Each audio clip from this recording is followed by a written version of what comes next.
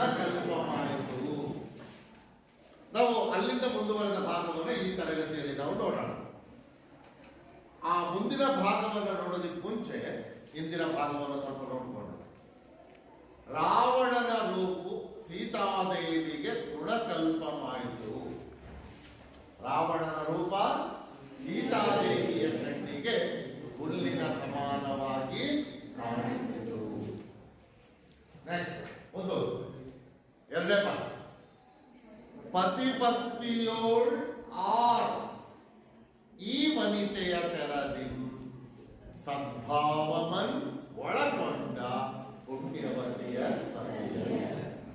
ಪತಿಭಕ್ತಿಯಲ್ಲಿ ಈ ಸೀತೆಯ ರೀತಿ ಒಳ್ಳೆಯ ಭಾವನೆಯನ್ನು ಒಳಗೊಂಡಂತಹ ಪುಣ್ಯವತಿಯರಾದ ಸತಿಯರು ಯಾರೂ ಇಲ್ಲ ಎಂದು ಕವಿ ಸೀತೆಯನ್ನ ಕುರಿತು, ಸೀತೆಯ ವ್ಯಕ್ತಿತ್ವವನ್ನು ಕುರಿತು ಪ್ರಸ್ತುತ ಈ ಭಾಗದಲ್ಲಿ ಮಾತನಾಡ್ತಾನೆ. ಮುಂದಿನ ಭಾಗವನ್ನು ನಾವು ನೋಡೋದಾದ್ರೆ, ರಾವಣ ವೇಗವಾಗಿ ಬರ್ತಾ ಇದ್ದಾನೆ. ರಾವಣ ವೇಗವಾಗಿ ಬರುತ್ತಿರುವುದನ್ನ ಸೀತೆಯ ಪಕ್ಕದಲ್ಲಿದ್ದಂತಹ ಕಚರಕಾಂತೆಯರು, ಕಚರಕಾಂತೆಯರು ಅಂದ್ರೆ ಯಾರು? ಕನ್ಯೆಯರು ಸೀತಾದೇವಿಗೆ ತೋರಿಸುತ್ತಾರೆ.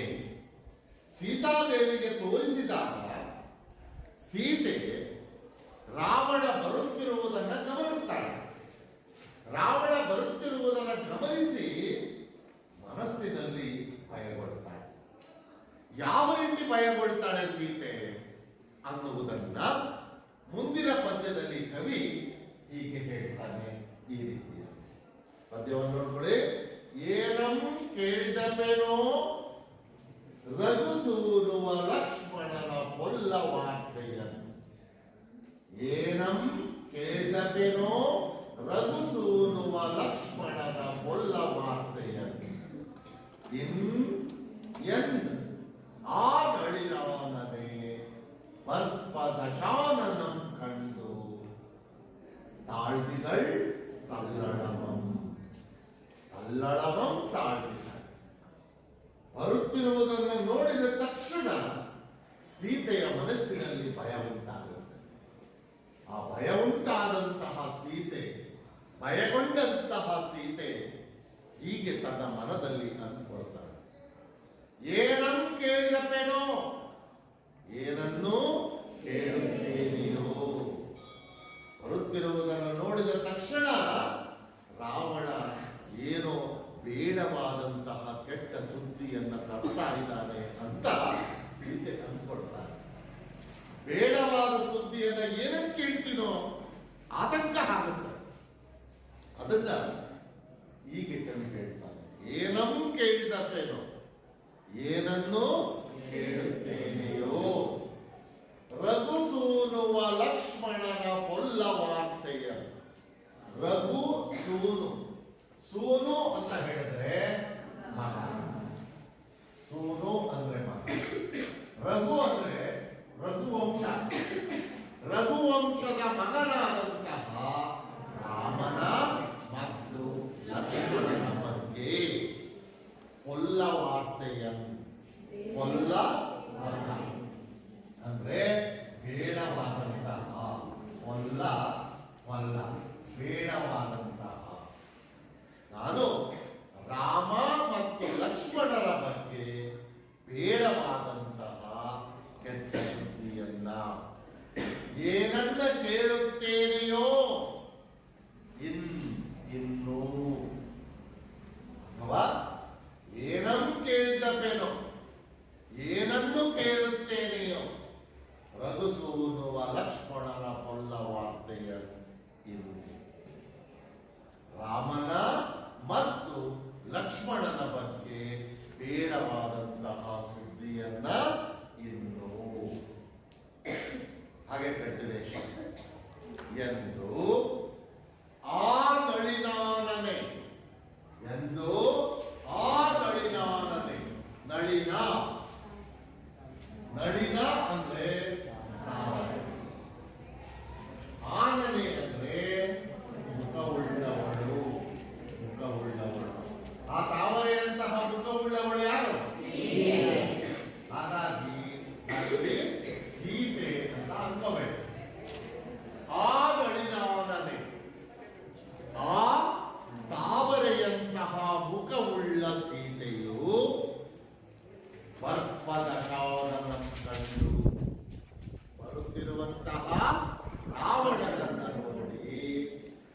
ತಲ್ಲಳಮಂ ತಾಳ್ವಿದಳ್. ತಲ್ಲಳ ತಳಮಳ ಅಂದ್ರೆ ಗಾಬರಿ, ಭಯವನ್ನ ತಾಳಿದಳು ಅಥವಾ ಹೊಂದಿದಳು. ಮತ್ತೊಮ್ಮೆ ಎಂದು ಆ ನಳಿನಾನನೆ, ಆ ತಾವರೆಯಂತಹ ಮುಖವುಳ್ಳ ಸೀತೆಯು ಬರ್ಪದಗಾನನಂ ಕಂಡು, ಬರುತ್ತಿರುವಂತಹ ರಾವಣನನ್ನು ನೋಡಿ ತಲ್ಲಳಮಂ ತಾಳ್ವಿದಳು, ತಳಮಳವನ್ನ ಹೊಂದಿದಳು. ಹೀಗೆ ಭಯಪಟ್ಟಳು. ಹೀಗೆ ಭಯಪಡುತ್ತಿರುವಂತಹ ಸೀತೆಯ ಬಳಿಗೆ ರಾವಣ ಬರ್ತಾನೆ. ಬಂದಂತಹ ರಾವಣ ಸೀತೆಯನ್ನ ಕುರಿತು ಏನನ್ನ ಹೇಳ್ತಾನೆ ಅನ್ನುವುದನ್ನ ಮುಂದಿನ ಭಾಗದಲ್ಲಿ ನೋಡೋಣ. ಪದ್ಯವನ್ನು ಅಂತೂ ತಲ್ಲಳಿಸುತ್ತಿದ್ದ ಮಾನಿನಿಯನ್ ಎಯ್ದೆ ಬಂದು ದಶಾನನನ್ ಇಂತೆನ್ನಂ. ಅಂತೂ ತಲ್ಲಳಿಸುತ್ತಿದ್ದ ಮಾನಿನಿಯನ್ ಎಯ್ದೆ ಬಂದು ದಶಾನನನ್ ಇಂತೆನ್ನಂ. ಬಹುರೂಪಿಣಿ ವಿದ್ಯೆ ಸಾಧ್ಯಮಾದುದು, ಬಹುರೂಪಿಣಿ ವಿದ್ಯೆ ಸಾಧ್ಯಮಾದುದು ಇನ್ ಅಸಾಧ್ಯವಪ್ಪ ಮರುವಕ್ಕಮಿಲ್ಲ. ಇನ್ ಅಸಾಧ್ಯವಪ್ಪ ಮರುವಕ್ಕಮಿಲ್ಲ. ನಿನ್ನ ನೆಚ್ಚಿನ ರಾಮನ ದೆಸೆಯಂ ಬಿಟ್ಟು ಎನಗೆ ಒಡಂಬಟ್ಟು ಸಾಮ್ರಾಜ್ಯ ಸುಖಮನ್ ಅನುಭವಿಸು. ಎನೇ ಸೀತೆ ವಿಫಲೀಭೂತ ಚಿತ್ತೆಯಾಗಿ, ಎನೇ ಸೀತೆ ವಿಫಲೀಭೂತ ಚಿತ್ತೆಯಾಗಿ. ಈಗ ಒಂದೊಂದಾಗಿ ನೋಡ್ತಾ ಹೋಗಿ ಏನ್ ಹೇಳ್ದ ರಾವಣ. ಅಂತೂ ತಲ್ಲಳಿಸುತ್ತಿದ್ದ, ಅಂತೂ ಈ ರೀತಿ ತಲ್ಲಳಿಸುತ್ತಿದ್ದ, ತಳಮಳಿಸುತ್ತಿದ್ದಂತಹ, ಭಯಪಡುತ್ತಿದ್ದಂತಹ ಮಾನಿನಿಯನ್. ಮಾನಿನಿ ಅಂದ್ರೆ ಸೀತೆ. ಅಂದ್ರೆ ಮಾನಿನಿ ಅಂದ್ರೆ ಸೀತೆ ಅಂತ ಅಲ್ಲ, ಮಾನಿನಿ ಅಂದ್ರೆ ಹೆಣ್ಣು ಅಂತ. ಆ ಹೆಣ್ಣು ಯಾರು?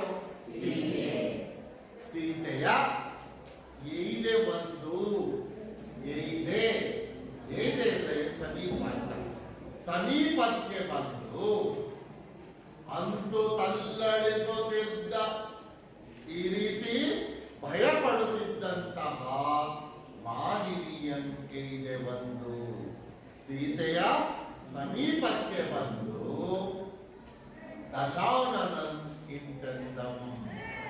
ದಶಾನನ ಅಂದ್ರೆ ರಾವಣನು, ಇಂತೆಂದಂ ಈ ರೀತಿ ಹೇಳಿದನು. ಈ ರೀತಿ ಭಯಪಡುತ್ತಿದ್ದಂತಹ ಸೀತೆಯ ಬಳಿಗೆ ಬಂದಂತಹ ರಾವಣ ಈ ರೀತಿಯಾಗಿ ಹೇಳಿದನು. ಏನು ಹೇಳ್ದ? 3 ಅಂಶಗಳನ್ನ ಹೀಗೆ ಹೇಳ್ತಾನೆ. ಅದರಲ್ಲಿ ಮೊದಲನೇದು ಬಹುರೂಪಿಣಿ ವಿದ್ಯೆ ಸಾಧ್ಯವಾದುದು. ಬಹುರೂಪಿಣಿ ವಿದ್ಯೆ ಸಾಧ್ಯವಾಗಿದೆ. ಸಾಧ್ಯವಾಗಿದೆ ಅಂದ್ರೆ ನನ್ನ ವಶವಾಗಿದೆ. ಅವನು ಹೇಳೋ ಮೊದಲೇ ಅಂಶ ಬಹುರೂಪಿಣಿ ವಿದ್ಯೆಯು ನನಗೆ ವಶವಾಗಿದೆ. ಎರಡನೇದು ಇನ್ ಅಸಾಧ್ಯವಪ್ಪ ಮರುವಕ್ಕಮಿಲ್ಲ. ಇನ್ನು ಅಸಾಧ್ಯವಪ್ಪ, ಅಸಾಧ್ಯವಾದಂತಹ ಮರುವಕ್ಕಮಿಲ್ಲ. ಮರುವಕ್ಕ ಅಂದ್ರೆ ಎದುರಾಳಿ ಅಥವಾ ಪ್ರತಿಸ್ಪರ್ಧಿ. ಇನ್ನು ನನಗೆ ಅಸಾಧ್ಯವಾದಂತಹ ಪ್ರತಿಸ್ಪರ್ಧಿಗಳಿಲ್ಲ, ಅಥವಾ ಇನ್ನು ನನಗೆ ಅಸಾಧ್ಯವಾದಂತಹ ಎದುರಾಳಿಗಳಿಲ್ಲ. ಮೂರನೇ ಅಂಶ. ಹಾಗಾಗಿ ನಿನ್ನ ನೆಚ್ಚಿನ ರಾಮನ ದೆಸೆಯಂಬಿಟ್ಟು, ನಿನ್ನ ಪ್ರೀತಿಯ ರಾಮನ ಆಸೆಯನ್ನು ಬಿಟ್ಟು. ದೆಸೆ ಅಂದ್ರೆ ದಿಕ್ಕು ಅಂತ ಅರ್ಥ. ದಿಕ್ಕನ್ನ ನೋಡುವುದನ್ನು ಬಿಟ್ಟು, ಬರುವ ದಿಕ್ಕನ್ನೇ ನೋಡುವುದು ಯಾವಾಗ? ಆಸೆ ಇದ್ದಾಗ. ಹಾಗಾಗಿ ಇಲ್ಲಿ ನಾವು ಆ ಪದಕ್ಕೆ ಪರ್ಯಾಯವಾಗಿ ಆಸೆ ಅಂತ ತಗೊಳ್ಳಿ. ನಿನ್ನ ನೆಚ್ಚಿನ ರಾಮನ ದೆಸೆಯಂಬಿಟ್ಟು, ನಿನ್ನ ಪ್ರೀತಿಯ ರಾಮನ ಆಸೆಯನ್ನು ಬಿಟ್ಟು, ನನಗೆ ಒಡಂಬಟ್ಟು, ನನ್ನನ್ನು ಒಪ್ಪಿಕೊಂಡು, ಒಡಂಬಟ್ಟು ಅಂದ್ರೆ ಒಪ್ಪಿಕೊಂಡು, ಸಾಮ್ರಾಜ್ಯ ಸುಖವನ್ ಅನುಭವಿಸು, ಸಾಮ್ರಾಜ್ಯದ ಸುಖವನ್ನ ನೀನು ಅನುಭವಿಸು ಎಂದು ಸೀತೆಗೆ ರಾವಣ ಹೇಳ್ತಾನೆ. ಹೀಗೆ ಹೇಳಿದ ಮೇಲೆ ಏನೇ ಎಂದಾಗ, ಎಂದು ರಾವಣನು ಹೇಳಿದಾಗ ಸೀತೆ ವಿಹ್ವಲೀಭೂತ ಚಿಂತೆಯಾಗಿ, ವಿಹ್ವಲಿ ಅಂದ್ರೆ ದುಃಖ, ವಿಹ್ವಲಿ ಅಂದ್ರೆ ವಿಹ್ವಲೀಭೂತ ಚಿಂತೆಯಾಗಿ, ದುಃಖವನ್ನು ಒಳಗೊಂಡಂತಹ ಮನಸ್ಸಿನವಳಾಗಿ ಹೀಗೆ ಹೇಳುತ್ತಾಳೆ. ಏನ್ ಹೇಳ್ತಾಳೆ ಅದನ್ನ ಮುಂದಿನ ಭಾಗದಲ್ಲಿ ನೋಡೋಣ. ಇದನ್ನ ಇನ್ನೊಂದ್ಸರಿ ತಗೊಳ್ಳಿ.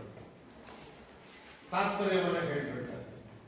ಈ ರೀತಿ ಭಯಪಡುತ್ತಿದ್ದಂತಹ ಸೀತೆಯ ಬಳಿಗೆ ಬಂದಂತಹ ರಾವಣನು ಹೀಗೆ ಹೇಳುತ್ತಾನೆ, ಬಹುರೂಪಿಣಿ ವಿದ್ಯೆಯು ನನಗೆ ವಶವಾಗಿದೆ, ಇನ್ನು ನನಗೆ ಅಸಾಧ್ಯವಾದಂತಹ ಎದುರಾಳಿಗಳಿಲ್ಲ. ಹಾಗಾಗಿ ನಿನ್ನ ಪ್ರೀತಿಯ ರಾಮನ ಆಸೆಯನ್ನು ಬಿಟ್ಟು ನನ್ನನ್ನು ಒಪ್ಪಿಕೊಂಡು ಈ ಸಾಮ್ರಾಜ್ಯದ ಸುಖವನ್ನು ಅನುಭವಿಸು ಎಂದು ರಾವಣನು ಹೇಳಿದಾಗ ಸೀತೆ ದುಃಖವನ್ನು ಒಳಗೊಂಡಂತಹ ಮನಸ್ಸಿನವಳಾಗಿ ರಾವಣನನ್ನು ಕುರಿತು ಹೀಗೆ ಹೇಳ್ತಾಳೆ. ಹೇಗೆ ಹೇಳ್ತಾಳೆ ಮುಂದಿನ ಕಾಲ. ಇದು ಸೀತೆ ಹೇಳುವಂತಹ ಮಾತುಗಳು. ಕರುಣಿಸುವಳನಗೆ ದಶಕಂದರ, ಕರುಣಿಸುವಳನಗೆ ದಶಕಂದರ, ಧುರದೋಳ್ ರಘುತನು ಜನ ಆಯು ಪ್ರಾಣಂಬರೆಗಂಪಾರದೆ, ರಘುತನು ಜನ ಆಯು ಪ್ರಾಣಂಬರೆಗಂ ಬಾರದಿರು ಎನ್ನುತ್ತುಂ ಹರಿತ್ರಿಯೋಳ್ ಮೈಯ ನೊಕ್ಕು ಮೂರ್ಛೆಗೆ ಸಂದಳ್ ಸೀತೆ. ಹರಿತ್ರಿಯೋಳ್ ಮೈಯ ನೊಕ್ಕು ಮೂರ್ಛೆಗೆ ಸಂದಳ್ ಸೀತೆ. ಏನಾಯಿತು? ಕರುಣಿಸುವಳನಗೆ ದಶಕಂದರ, ಕರುಣಿಸುವಳೆ ಎನಗೆ ದಶಕಂದರ. ಅದು ಸ್ವಲ್ಪ ಇನ್ನು ಮುಂದೆ ಮಾಡಿಕೊಳ್ಳಿ. ದಶಕಂದರ ಎನಗೆ ಕರುಣಿಸುವಳೆ. ದಶಕಂದರ ಅಂದ್ರೆ ಕಂದರ, ಕಂದರ ಅಂದ್ರೆ ಕೊರಳು ಅಂತ. ಕಂದರ ಅಂದ್ರೆ ಕೊರಳು ಅಥವಾ ಕಂಠ. 10 ಕಂಠಗಳನ್ನು ಹೊಂದಿರುವವನು ದಶಕಂದರ ರಾವಣನೇ ನನಗೆ ಕರುಣಿಸುವಳೆ. ನನಗೆ ಕರುಣೆಯನ್ನು ತೋರಿಸುವುದಾದರೆ, ರಾವಣನೇ ನನಗೆ ಕರುಣೆಯನ್ನು ತೋರಿಸುವುದಾದರೆ, ಧುರದೋಳ್, ಧುರ ಯುದ್ಧ, ಯುದ್ಧದಲ್ಲಿ ರಘು ತನುಜ, ತನುಜ ಅಂದ್ರೆ ಮಗ, ಹೊಡಿಸುವುದು ಅಂದ್ರೂ ಕೂಡ ಮಗ, ತನುಜ ಅಂದ್ರೂ ಕೂಡ ಮಗ. ರಘು ತನುಜ ಅಂದ್ರೆ ರಘುವಂಶದ ಮಗ. ಆ ರಘುವಂಶದ ಮಗ ಯಾರು? ರಾಮನ ಆಯು ಪ್ರಾಣಂಬರೆಗಂ, ಆಯಸ್ಸು ಮತ್ತು ಪ್ರಾಣ. ಆಯು ಅಂತ ಹೇಳಿದ್ರೆ ಆಯಸ್ಸು, ಪ್ರಾಣ, ಬರೆಗಂ ಇರುವವರೆಗೆ. ದುರದೋಳ್ ಯುದ್ಧದಲ್ಲಿ ರಘುತನುಜನ ಆಯು ಪ್ರಾಣಂ ಬರೆಗಂ, ರಘುತನುಜನಾದಂತಹ ರಘುವಂಶದ ಮಗನಾದಂತಹ ರಾಮನ ಆಯಸ್ಸು ಮತ್ತು ಪ್ರಾಣ ಇರುವವರೆಗೆ ಬಾರದಿರು, ನನ್ನತ್ತ ಸುಳಿಯಬೇಡ, ನನ್ನತ್ತ ಬರಬೇಡ ಎನ್ನುವುದು ಎಂದು ಹೇಳುತ್ತಾ ಧರಿತ್ರಿಯೋಳು ಮೈಯ ನೊಕ್ಕು ಮೂರ್ಛೆಗೆ ಸಂದಳ್ ಸೀತೆ. ಧರಿತ್ರಿ ಅಂದ್ರೆ ಭೂಮಿಯ ಮೇಲೆ ಮೈಯ ನೊಕ್ಕು, ದೇಹವನ್ನ ಬೀಳಿಸಿ ಸೀತೆ ಮೂರ್ಛೆಗೆ ಹೋಗ್ತಾನೆ. ಹೇಳಿದ್ದು ಸ್ಪಷ್ಟವಾಗಿ, ರಾವಣನೇ ನೀನು ನನಗೆ ಕರುಣೆಯನ್ನು ತೋರಿಸುವುದಾದರೆ ಯುದ್ಧದಲ್ಲಿ ರಾಮನ ಆಯಸ್ಸು ಮತ್ತು ಪ್ರಾಣ ಇರುವವರೆಗೆ ನೀನು ನನ್ನತ್ತ ಬರಬೇಡ, ಸುಳಿಯಬೇಡ ಎಂದು ರಾವಣನಿಗೆ ಹೇಳುತ್ತಾ ಸೀತೆ ಭೂಮಿಯ ಮೇಲೆ ದೇಹವನ್ನು ಬೀಳಿಸಿ ಮೂರ್ಛೆಗೆ ಹೋಗುತ್ತಾಳೆ. ಯಾವಾಗ ಸೀತೆ ಮೂರ್ಛೆಗೆ ಹೋಗ್ತಾಳೋ, ಮೂರ್ಛೆಗೆ ಒಳಗಾಗ್ತಾಳೋ, ಆಗ ರಾವಣನ ಮನಸ್ಸು ಬದಲಾವಣೆಯಾಗುತ್ತೆ. ಇನ್ನು ಮುಂದಿನ ಭಾಗವನ್ನು ನಾವು ರಾವಣನ ಮನಸ್ಸಿನ ಪರಿವರ್ತನೆಯ ಸಂದರ್ಭ ಅಂತ ನಾವು ಕರೀತೀವಿ. ರಾವಣನ ಮನಸ್ಸಿನ ಪರಿವರ್ತನೆಯ ಸಂದರ್ಭ. ನಿಮ್ಮ 4 ಅಂಕಗಳ ಪ್ರಶ್ನೆಯ 3ನೇ ಪ್ರಶ್ನೆಗೆ ಉತ್ತರ ಇಲ್ಲಿಂದ ಪ್ರಾರಂಭ ಆಗುತ್ತೆ. ಹೇಗೆ ರಾವಣನ ಮನಸ್ಸು ಪರಿವರ್ತನೆಯಾಗುತ್ತೆ? ತುಂಬಾ ಇಂಪಾರ್ಟೆಂಟ್ ಆದಂತಹ ಪ್ರಶ್ನೆ, ಆಗಾಗ ಪರೀಕ್ಷೆಯಲ್ಲಿ ಕೇಳುವಂತಹ ಪ್ರಶ್ನೆ. ಹಾಗಾದ್ರೆ ರಾವಣನ ಮನಸ್ಸಿನ ಪರಿವರ್ತನೆ ಏನು, ಹೇಗೆ ಪರಿವರ್ತನೆಯಾಗುತ್ತೆ ಅದನ್ನು ನಾವು ಮುಂದಿನ ಪದ್ಯದಲ್ಲಿ ನೋಡಬಹುದು. ಹೀಗೆ ನೋಡ್ಬೋದು. ಜಾನಕಿ ಮೂರ್ಛಿತೆಯಾಗೆ ದಶಾನನನ್ ಅನುಕಂಪೆ ಪುಟ್ಟಿ ಕರುಣಿಸಿ ತನ್ನಂ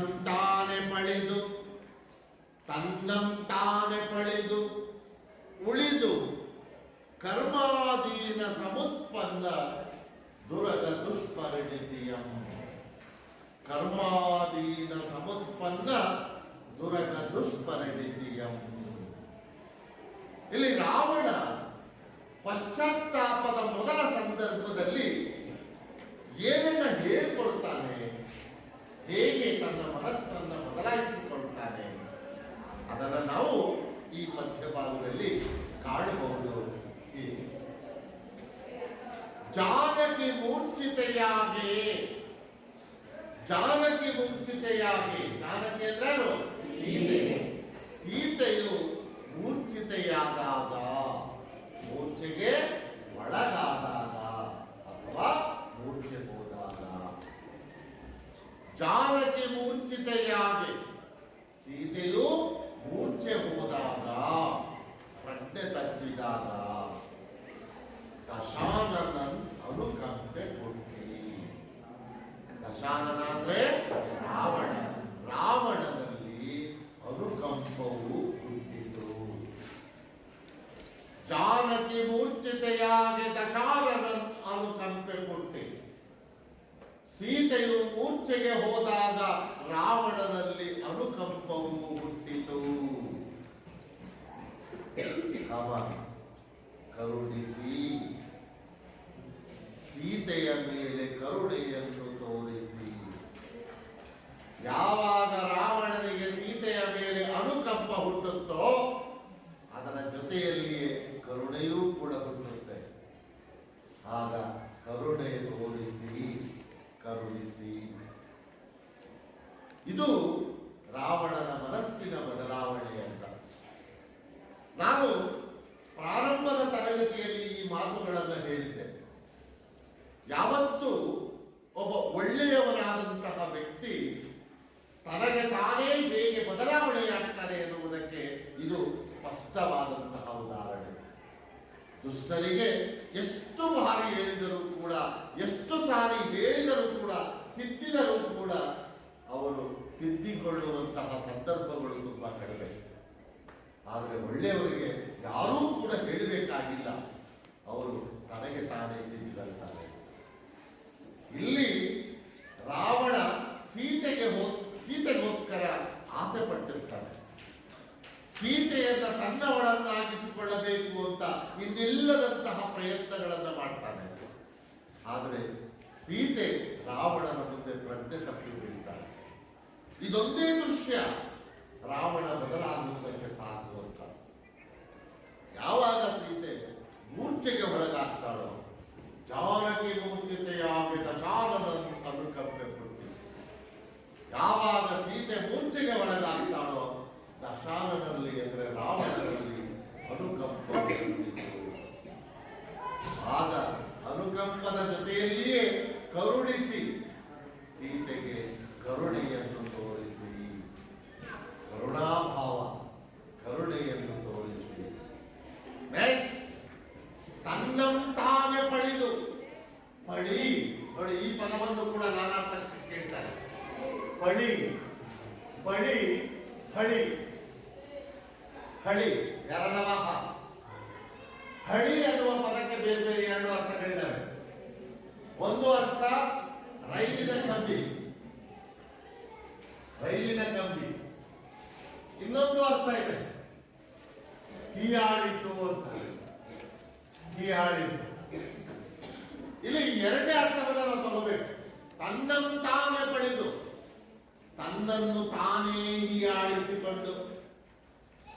ತನ್ನನ್ನು ತಾನೇ ಹೀಯಾಳಿಸಿಕೊಳ್ಳೋದು ಹೇಗೆ ಹೇಳಿ ನೋಡೋಣ ಯಾರಾದ್ರು. ತನ್ನನ್ನು ತಾನೇ ಹೀಯಾಳಿಸಿಕೊಳ್ಳೋದು ಅಂದ್ರೆ ಹೇಗೆ? ಕೆಲವು ಸರಿ ತಪ್ಪು ಮಾಡ್ಬಿಡ್ತೀವಿ, ತಪ್ಪು ಮಾಡ್ಬಿಟ್ಟಾಗ ನಮಗೆ ಪಶ್ಚಾತ್ತಾಪ ಆಗುತ್ತೆ.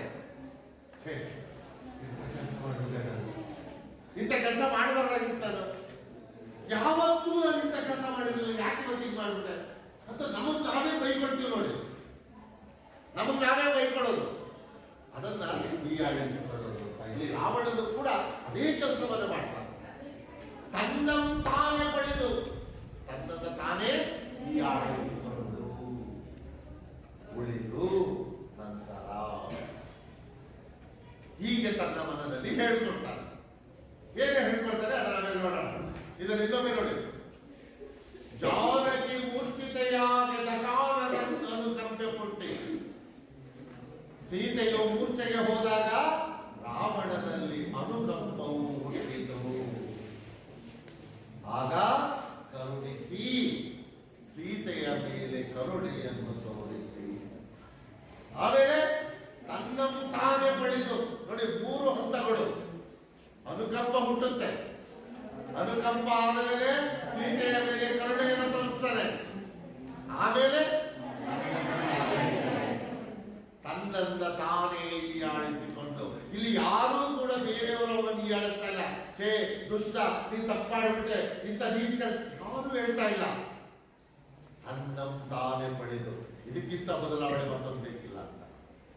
ನಮ್ಮನ್ನ ನಾವು ಒಂದು ಸಾರಿ ಬೈಕೊಂಡ್ರೆ ನಾವು ಎಷ್ಟೋ ಬದಲಾವಣೆಗಳಾಗ್ಬೋದು. ಆದ್ರೆ ನಾವು ಯಾವತ್ತೂ ಕೂಡ ನಮ್ಮನ್ನ ನಾವು ಬೈಕೊಳ್ಳೋದಿಲ್ಲ, ನಮ್ಮನ್ನ ನಾವು ಹೊಗಳ್ಕೊಳ್ತೇವೆ. ಹಾಗಾಗಿ ನಾವು ಬದಲಾವಣೆ ಆಗೋದಿಲ್ಲ. ಹಾಗಾಗಿ ನಾವು ಮಾಡಿದಂತಹ ತಪ್ಪಿಗೆ ನಮ್ಮನ್ನ ನಾವು ಬೈಕೊಳ್ಬೇಕು ಅಂತ, ಆಗ ನಾವು ಬದಲಾವಣೆ ಆಗೋದಕ್ಕೆ ಸಾಧ್ಯ. ಇಲ್ಲಿ ರಾವಣ ತನ್ನಂತಾನೆ ಪಡೆದು, ತನ್ನನ್ನು ತಾನೇ ಹೀಯಾಳಿಸಿಕೊಂಡು ಉಳಿದು ನಂತರ ಹೀಗೆ ಹೇಳುವನು. ಏನು ಹೇಳ್ತಾನೆ? ಕರ್ಮಾಧೀನ ಸಮುತ್ಪನ್ನ ದುರಗ ದುಷ್ಪರಿಣಿತಿಯಂ. ಕರ್ಮಾಧೀನ ಸಮುತ್ಪನ್ನ ದುರಗ ದುಷ್ಪರಿಣಿತಿಯಂ. ಇಲ್ಲಿ ಒಂದೊಂದೇ ವರ್ಣಗಳನ್ನ ಪದಗಳನ್ನು ಬಿಡಿಸ್ಕೊಳ್ಳಿ. ಕರ್ಮಾಧೀನ ಸಮುತ್ಪನ್ನ ದುರಗ ದುಷ್ಪರಿಣಿತಿಯಂ. ಕರ್ಮಾಧೀನ, ಮೊದಲಿಗೆ ಕರ್ಮಾಧೀನರು. ಕರ್ಮದ ಅಧೀನಕ್ಕೆ ಒಳಗಾದರೆ, ಕರ್ಮದ ಅಧೀನಕ್ಕೆ ಒಳಗಾದರೆ, ಇಲ್ಲಿ ಯಾವ ಕರ್ಮದ ಅಧೀನಕ್ಕೆ ಒಳಗಾಗಿದ್ದಾನೆ ರಾವಣ ಆಗಿದ್ದ? ಸೀತೆಯ ಮೋಹ ಮೋಹ ಎಂಬ ಕರ್ಮದ ಅಧೀನಕ್ಕೆ ಒಳಗಾಗಿದ್ದ. ಪರ ಹೆಣ್ಣನ್ನ ಮೋಹಿಸುವುದು ದುಷ್ಟತನವೇ, ತಪ್ಪೇ. ಅಂತಹ ಕೆಟ್ಟ ಕೆಲಸಕ್ಕೆ ಒಳಗಾಗಿದ್ದ. ಇಲ್ಲಿ ಅದನ್ನ ತನ್ನನ್ನು ತಾನು ತಿದ್ದುಕೊಳ್ತಾನೆ. ಕರ್ಮಾಧೀನ, ಕರ್ಮದ ಅಧೀನಕ್ಕೆ ಒಳಗಾದರೆ, ಪರ ಹೆಣ್ಣಿನ ಮೋಹ ಎಂಬ ಕರ್ಮದ ಅಧೀನಕ್ಕೆ ಒಳಗಾದರೆ ಏನಾಗುತ್ತೆ? ದುರಗ. ಸಮತ್ಪನ್ನ ಕೊಲೆ ತಗೊಳ್ತೀವಿ. ದುರಗ, ದುರಗ ಅಂದ್ರೆ ಒಂದೇ ಪದಗಳನ್ನು ನೋಡ್ತಾ ಹೋಗ್ತೀವಿ. ದುರಗ, ದುರಗ ಅಂದ್ರೆ ಕೆಟ್ಟ ಪಾಪ, ಕೆಟ್ಟ ಪಾಪ. ನೆಕ್ಸ್ಟ್ ದುಷ್ಪರಿಣಿತಿ. ದುಷ್ಪರಿಣಿತಿ, ದುಷ್ಪರಿಣಿತಿ ಅಂದ್ರೆ ದುಷ್ಪರಿಣಾಮ. ಎರಡು ಅಂಶಗಳು. ಕರ್ಮದ ಅಧೀನಕ್ಕೆ ಒಳಗಾದರೆ, ಪರ ಹೆಣ್ಣಿನ ಮೋಹ ಎಂಬ ಕರ್ಮದ ಅಧೀನಕ್ಕೆ ಒಳಗಾದರೆ ಯಾವತ್ತೂ ಒಳ್ಳೇದಾಗೋದಿಲ್ಲ ಅಂತ. ನಾವು ಮತ್ತೊಂದು ಹೆಣ್ಣನ್ನ ಕೆಟ್ಟ ದೃಷ್ಟಿಯಲ್ಲಿ ಆಸೆ ಪಡ್ತಾ ಹೋದ್ರೆ ಏನಾಗುತ್ತೆ? ಅದು ನಮ್ಮ ಮೇಲೆ ಕೆಟ್ಟ ಪಾಪವೂ ಬರುತ್ತೆ. ಕೆಟ್ಟ ಪಾಪ ದುರಗ, ಕೆಟ್ಟ ಪಾಪ. ಮತ್ತು ದುಷ್ಪರಿಣಿತಿಯ, ದುಷ್ಪರಿಣಿತಿ ದುಷ್ಪರಿಣಾಮ ಅಥವಾ ಕೆಟ್ಟ ಪರಿಣಾಮವು ಸಮುತ್ಪನ್ನ ಉಂಟಾಗುತ್ತದೆ ಅಥವಾ ಉತ್ಪತ್ತಿಯಾಗುತ್ತದೆ. ಪರ ಹೆಣ್ಣಿನ ಮೋಹ ಎಂಬ ಕರ್ಮದ ಅಧೀನಕ್ಕೆ ಒಳಗಾದರೆ ಕೆಟ್ಟ ಪಾಪ ಮತ್ತು ಕೆಟ್ಟ ಪರಿಣಾಮವು ಉಂಟಾಗುತ್ತದೆ. ಬೇರೆ ಹೆಣ್ಣಿನ ಮೋಹಕ್ಕೆ ಒಳಗಾದರೆ, ಬೇರೆ ಹೆಣ್ಣಿನ ಮೋಹ ಎಂಬ ಕೆಲಸಕ್ಕೆ ನಾವು ಒಳಗಾದರೆ ನಮ್ಗೆ ಯಾವತ್ತೂ ಕೂಡ ಒಳ್ಳೆಯದಾಗುವುದಕ್ಕೆ ಸಾಧ್ಯವೇ ಇಲ್ಲ. ಇದು ಲೋಕನೀತಿ, ಇದು ಲೋಕ ನ್ಯಾಯ. ಇದು ಎಲ್ಲಿಯವರೆಗೆ ನಾವು ಒಳ್ಳೆಯ ಭಾವನೆಗಳನ್ನು ಇಟ್ಕೊಂಡಿರ್ತೀವೋ ಇನ್ನೊಂದು ಹೆಣ್ಣಿನ ಬಗ್ಗೆ, ಅಲ್ಲಿಯವರೆಗೂ ನಮಗೆ ಒಳ್ಳೆಯದೇ. ಯಾವಾಗ ನಾವು ಮತ್ತೊಂದು ಹೆಣ್ಣಿನ ಬಗ್ಗೆ ಕೆಟ್ಟ ಭಾವನೆಗಳನ್ನು ಹೊಂದೋದಕ್ಕೆ ಶುರು ಮಾಡ್ತೀವಿ, ಅಲ್ಲಿ ನಮಗೆ ಕೆಟ್ಟ ಪಾಪನೂ ಬರುತ್ತೆ, ಕೆಟ್ಟ ಪರಿಣಾಮವೂ ಕೂಡ ಉಂಟಾಗುತ್ತೆ ಅಂತ. ಅದನ್ನ ಇಲ್ಲಿ ರಾವಣ ಹೇಳ್ತಿದ್ದಾರೆ. ಕರ್ಮಾಧೀನ, ಕರ್ಮದ ಅಧೀನಕ್ಕೆ ಒಳಗಾದರೆ, ಪರ ಹೆಣ್ಣಿನ ಮೋಹ ಎಂಬ ಕರ್ಮದ ಅಧೀನಕ್ಕೆ ಒಳಗಾದರೆ, ಕರ್ಮ ಅನ್ನೋ ಪದಕ್ಕೆ ನೀವು ಇಲ್ಲಿ ಕೆಲಸ ಅಂತ ಬೇಕಾದ್ರೆ ತಗೋಬಹುದು. ಪರ ಹೆಣ್ಣಿನ ಮೋಹ ಎಂಬ ಕೆಲಸದ ಅಧೀನಕ್ಕೆ ಒಳಗಾದರೆ ಕೆಟ್ಟ ಪಾಪ ಮತ್ತು ದುಷ್ಪರಿಣಿತಿ, ಕೆಟ್ಟ ಪರಿಣಾಮವು ಸಮುತ್ಪನ್ನ ಉಂಟಾಗುತ್ತದೆ, ಉಂಟಾಗಲೇಬೇಕು. ಹೇಳ. ಜಾನಕಿ ಮೂರ್ಛಿತೆಯಾಗಿ ದಶಾನನನ್ ಅನುಕಂಪೆ ಪುಟ್ಟಿ ಕರುಣಿಸಿ ತನ್ನಂ ತಾನೇ ಪಳಿದ್ ಉಳಿದು ಕರ್ಮಾಧೀನ ಸಮುತ್ಪನ್ನ ದುರಗ ದುಷ್ಪರಿಣತಿಯಂ. ಯಾರು ಪರಗಣಿ ಸೀತೆಯು ಮೂರ್ಛೆ ಹೋದಾಗ ರಾವಣನಲ್ಲಿ ಅನುಕಂಪವು ಹುಟ್ಟಿತು. ಸೀತೆಯ ಮೇಲೆ ಕರುಣೆಯನ್ನು ತೋರಿಸಿ ತನ್ನನ್ನು ತಾನೇ ಹೀಯಾಳಿಸಿಕೊಂಡು ನಂತರ ಹೀಗೆ ಹೇಳುತ್ತಾನೆ: ಯಾರು ಪರಗಣ್ಣಿನ ಮೋಹದ ಅಧೀನಕ್ಕೆ ಒಳಗಾಗುತ್ತಾರೋ ಅವರಿಗೆ ಕೆಟ್ಟ ಪಾಪ ಮತ್ತು ಕೆಟ್ಟ ಪರಿಣಾಮವು ಉಂಟಾಗುತ್ತದೆ.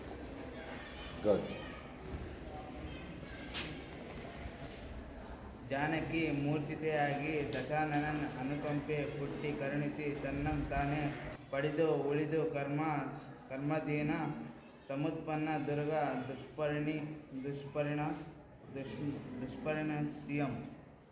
ದುಷ್ಪರಿಣಿತಿಯಂ. ಅದರ ಅರ್ಥ ಹೇಳಿ. ಸೀತೆ ಮೂರ್ಛೆ ಹೋದಾಗ ರಾವಣನಲ್ಲಿ ಅನುಕಂಪ ಹುಟ್ಟಿತು. ಸೀತೆಯ ಮೇಲೆ ಕರುಣೆಯನ್ನು ತೋರಿಸಿ ತನ್ನನ್ನು ತಾನೇ ಹೀಯಾಳಿಸಿಕೊಂಡು ನಂತರ ಹೀಗೆ ಹೇಳುವರು: ಕರ್ಮದ ಅಧೀನಕ್ಕೆ ಒಳಗಾದರೆ ಕೆಟ್ಟ ಪಾಪ ಮತ್ತು ಕೆಟ್ಟ ಪರಿಣಾಮ ಉಂಟಾಗುತ್ತದೆ. ಗುಡ್.